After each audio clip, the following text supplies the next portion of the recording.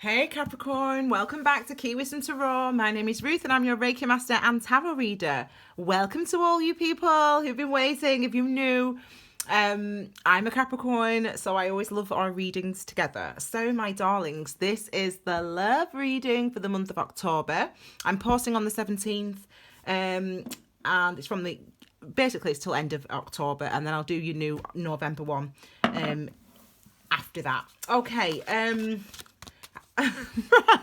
right, do you remember what we said in the in the September video? Yeah, September love reading. Oh my gosh, well, I was so excited. I was like, oh my god, we never get caught at that. I was so excited. And I am loathed to make predictions. I don't like making predictions. I don't like saying, oh, this is what's going to happen in your life. But let me tell you. Oh, by the way, we'll start with 6 as usual. The first 3 will represent you or us, and then the second 3 will represent the person or people coming toward you or us in the month of October. Well, the rest of October. Let me just get the cards out before I start talking at you. Wow. Okay, they're coming out. They're coming out. They're coming out. Oh, I think that's the first one. That needs to be the first one. Not that it really matters. Well, I don't know. Clearly it matters. Otherwise I wouldn't have to put it there, would I? These are you, or these are them, or you apply it. This is the other person, or your partner, or the situation, or the karmic learning that you will be going through, or that we will be going through in the month of. So this is interesting. Oh, okay. Blimey. My heart. I won't even tell you that then. My heart went then. Okay. I don't know if we need all them, but I think we do. Anyway, okay, so yeah, basically for me, everything that I thought was going to happen happened, but just completely, oh my gosh, completely not in the way that I thought it was going to happen. I'm laughing because I've literally been talking. I did the description. I wrote the description today, and I talked about the significance of the Chariot or the number 7s in this month of October, and oh my gosh, this is, I mean, it's the first card. That's why it's important. Clearly, we've got the Chariot, we've got the Tower. They've seen that a lot of times. This is for the Tower. We'll look at that in a second. Okay, so the Chariot, number 7. Let me try to explain what this card means. Read the description below, because I tell you, I think I'm going to put a post out today. It's Wednesday today, so I'm finishing off these videos, and then I've done the writing this morning, so I'll try put a post out also about the number 7s and about the Chariot, so you can check it out on the Facebook or the Instagram.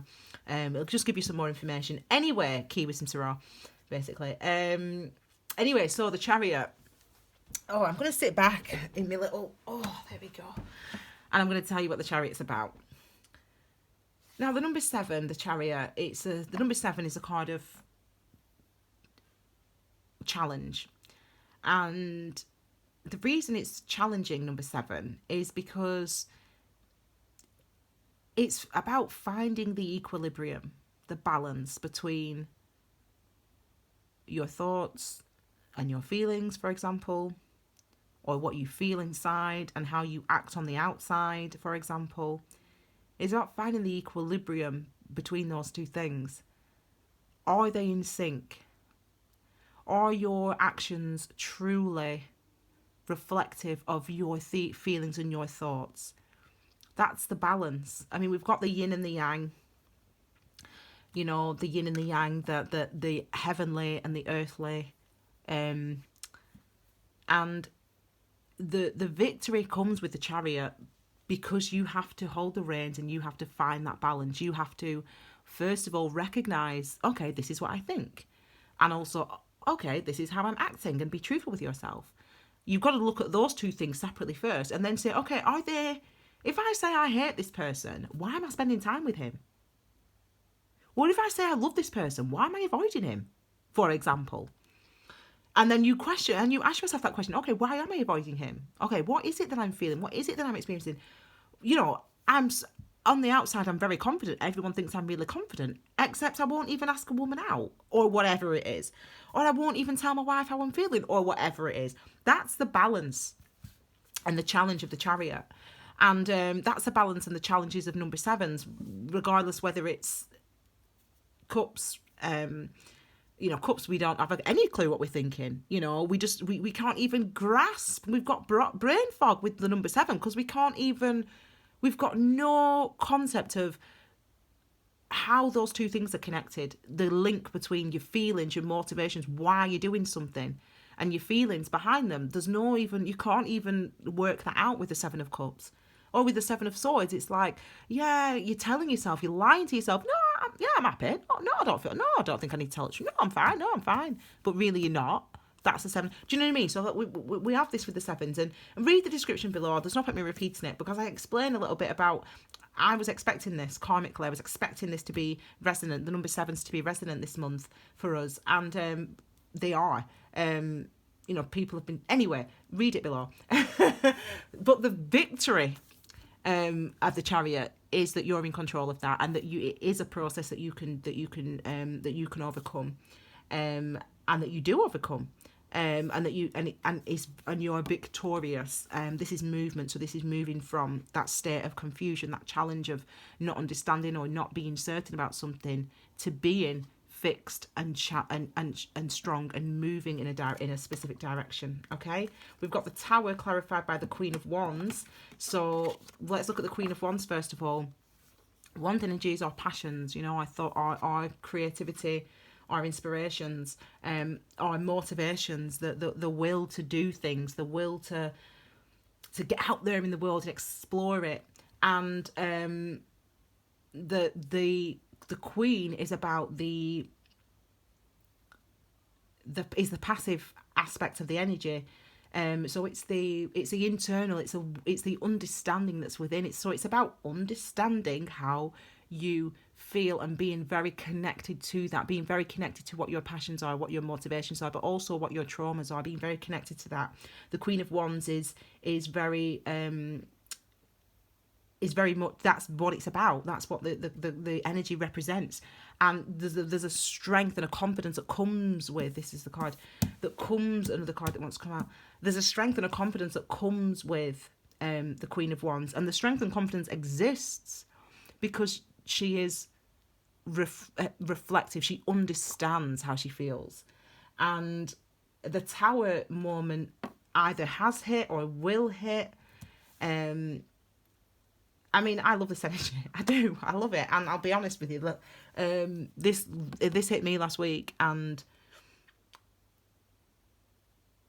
this is linked for me personally. It hit me last week, the Tower moment, and it feels like the Ace of Cups as well. It does feel like the Ace of Cups. It's quite similar in feeling to it, but it's an event that happens that really does make you see things differently. That really does make you behave differently, act differently, think differently. And you're well in tune with your feelings, what you do want, how you do feel, what you are passionate about. You're very well in tune with that, or this Tower moment is going to make you very well in tune with that. And also we've got the High Priestess. I nearly cried when I saw this card last week. It was challenging. Oh, I tell you what, Cappies. Oh, I tell you. Anyway, but because out of happiness, out of comfort, the High Priestess is a card of trusting your intuition, like I should be doing now, because this card, yes, thank you, is linked to this. I was like, it's linked to the Tower, and I knew it was, but I ignored my intuition. So listen to your intuition. So I'll talk about that in a second. So the High Priestess is literally about listening to your intuition. It's number 2, again, commitment. And I did a post a long time now, a couple of weeks back, on the High Priestess, and it's really one of the most important. For me, it's one of the most important ones that I did, and I for the learning that it gave me. I learned so much and understood so much. Someone asked me about the B and the J. That's what they asked me about, the pillars, and these stand outside Solomon's temple, and they representative of truth and justice, or whatever, yin and yang, as you can see, but truth, justice, whatever, something like that. And but they're named Boaz and Jacob. Anyway, the symbolism is very strong. You know, obviously this is a moon, this is a full moon, it's 2 crescent moons either side, and the pomegranate curtain. The pomegranate is related to the story of Persephone and Hades, the god of the underworld, and her eating the pomegranate. I mean, I remember learning that when I was at school. I loved that. I always remembered that one for some reason, thinking, oh my god. Anyway, but the curtain's about that mysticism, and it's about your intuition, your emotions, and it's about really listening to those things and really recognizing that they are real. I mean, I'm surprised I've not seen the Queen of... I got these... Anyway, I'm going off on tangents here. But she is about... This energy is about following your intuition. So when it comes to love, I mean, you've gone through... Whenever we get 7s, you felt it. When you get a 5, when you get a 7, you felt it. You felt it.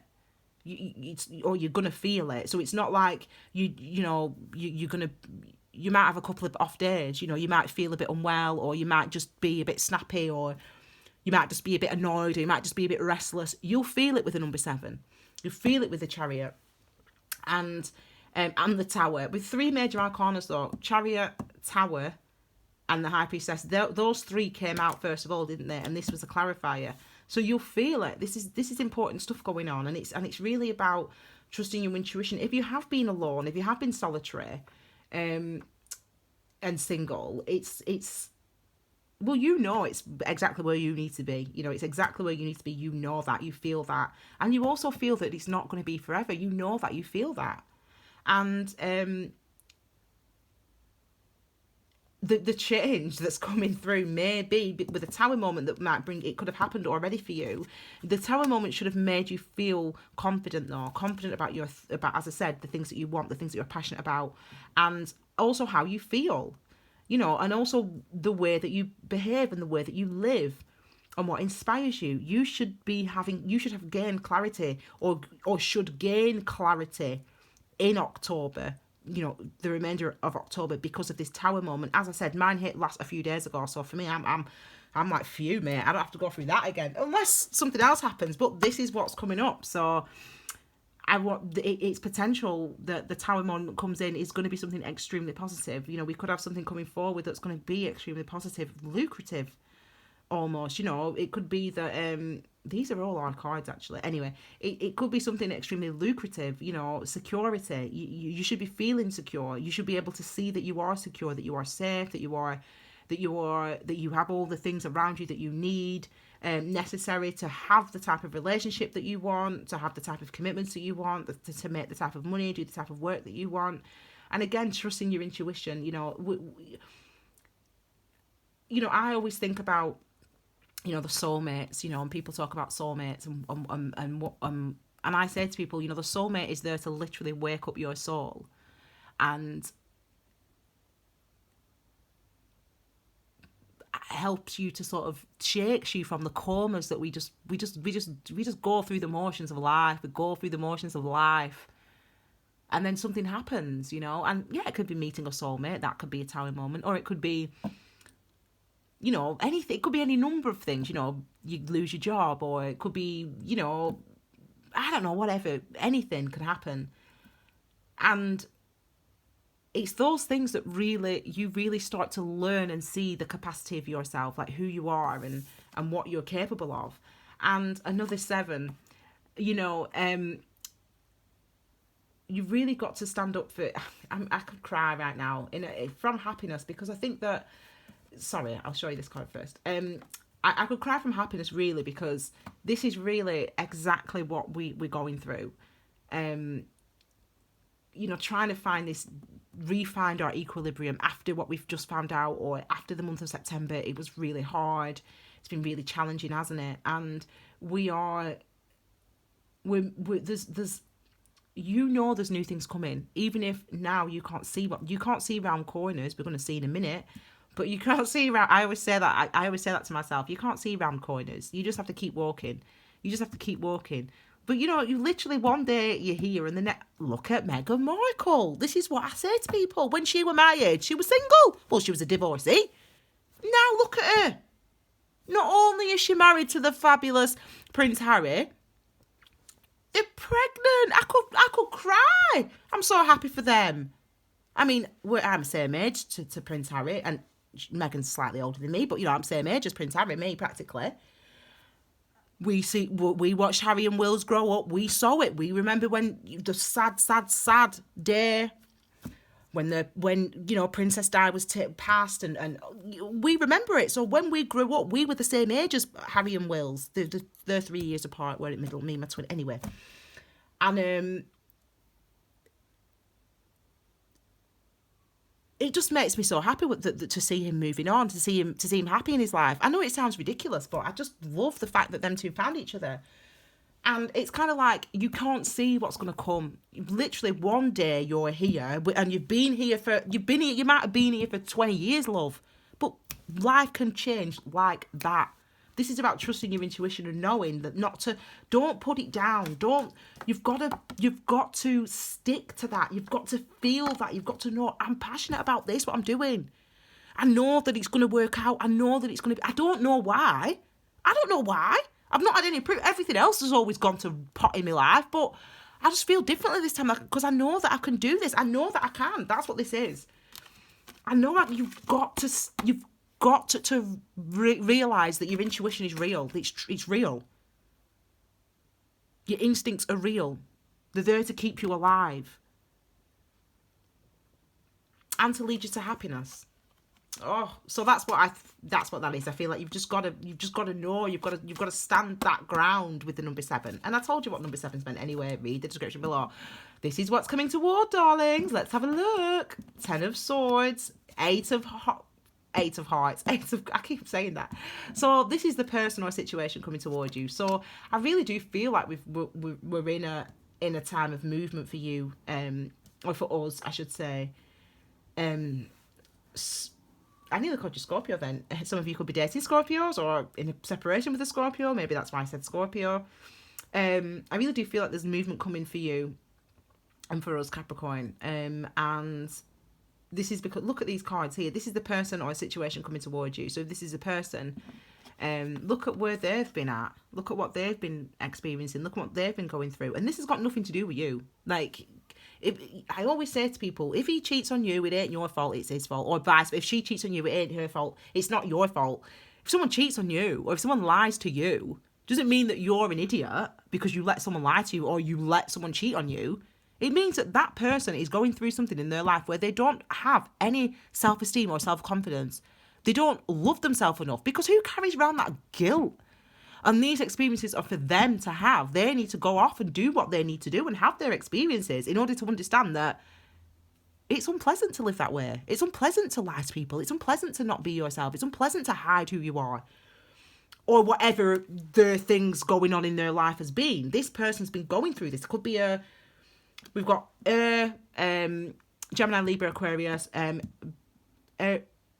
Cancer, Pisces, Scorpio, Taurus, Virgo, Capricorn. To be fair, we've only really got the people represent, the court cards represent people, so potentially this could be, let me tell you what's been going on. For that person, they've been going through their own karmic cycles. Number 10s are about a new beginning, but it's a choice that you've got to make. You've got to make that choice. 1 is a new beginning, actually, isn't it? A 10 is a 1 and a 0. So a 10 is a 1. Yes, a new beginning is possible. The portal, the 0, is the thing that makes it possible, but you've got to choose to walk through that, or they've got to choose to walk through that. And actually, it feels like they do.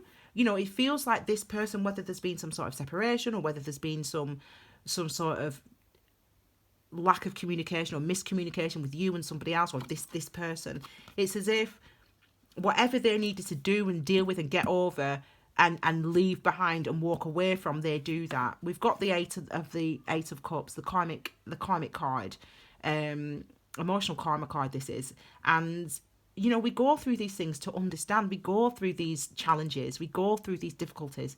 We go through relationships that don't work out, or getting hurt, or being unhappy, or whatever it is. We go through them to realise that we're worth it, to realise that it matters that we're happy. And some people, some people will live their lives always for others. They will never realize, or they will never put themselves first. They will never say, well, they've done this to me this many times and I need to really start taking care of myself. And they'll never do that.